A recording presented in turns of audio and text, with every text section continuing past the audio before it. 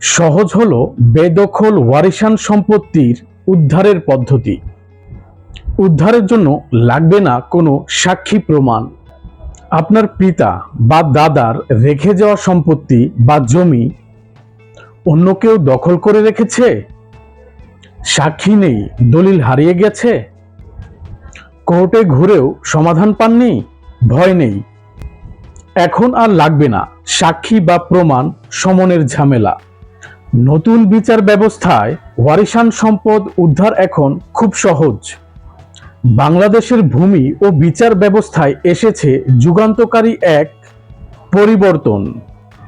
আগে জমি উদ্ধার করতে গেলে আদালতে অনেক প্রমাণাদির প্রয়োজন পড়ত, যেমন জমির মালিকানা, সাক্ষী, এমনকি প্রতিপক্ষকে সমন পাঠাতে হতো।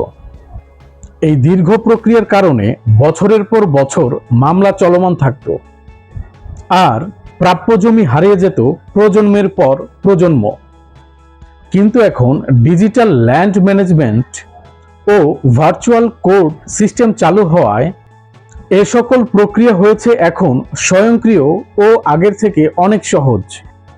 বর্তমানে সরকারের নতুন নীতিমালায় বলা হয়েছে, যদি আপনি জাতীয় পরিচয়পত্র ও ওয়ারিশান সনদ দেখতে পান আর জমির খতিয়ান ও রেকর্ড অনুযায়ী আপনার নাম ও সম্পত্তির ইতিহাস প্রমাণিত হয়, তাহলে আদালত স্বয়ংক্রিয়ভাবে তথ্য যাচাই করে সিদ্ধান্ত নিতে পারবে।